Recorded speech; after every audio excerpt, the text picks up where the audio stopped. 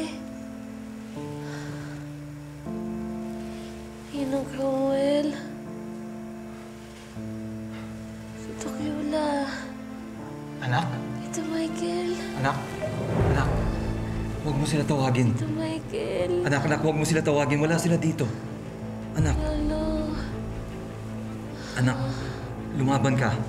Lumaban ka. Stay with me. Tito Michael. Lumaban ka, anak, para sa amin ng nanay mo. Sige na, anak. Huwag mo sila tawagin, anak. Dito ka lang, anak. Tito Michael. Anak, please. Please, anak, lumaban ka, anak.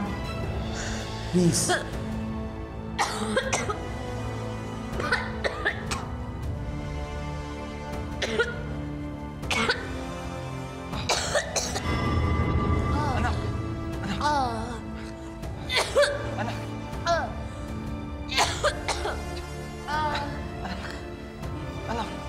Anak, lumaban ka, anak. Lumaban ka, anak. Para sa akin ng nanay mo. Anak. Anak, dito ka lang. Please, stay with me, anak. Anak, please, stay with me. Sige na, anak.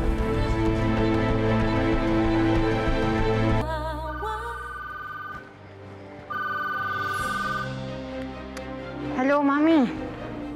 Zoe, bakit mo ako binaban ng telepono? Sumusobra ka na, ha? Madami akong ginagawa dito. Pag nakauwi ako, tsaka mo na ako awayin, okay? Oh, sige na, kung wala ka na sasabihin. Bye-bye na. Zoe, ba't parang nagmamadali ka? Doc, excuse me po. Andiyan na po rayo yung mga test kits at mga vaccine. Let's go. Mom! Nandito na yung Ministry of Health. May dala na silang vaccines at gamot. Ano? May gamot na? Ako, Zoe, hindi pwede yan. Hindi mo ba naisip na maaaring makaligtas pa si Annalyn lang dahil sa gamot na yan? Enough, Mommy! Hindi lang naman si Annalyn yung makikinabang dito, kundi ang buong Pilipinas. Ang buong mundo! Pag kumalat yung PSP at hindi natin na-contain yun, it's going to be an epidemic. And there's a big chance na mahahawa ka. Gusto mo ba yun? Okay, fine. Pero sana hindi gumana sa kanya yung gamot na yan. Sige na nga. Bye-bye na.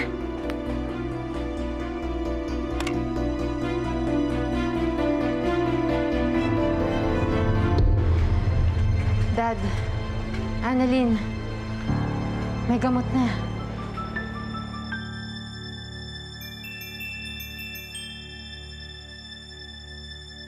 Huwag mo sila tawagin. Nandito lang ako. Doc RJ.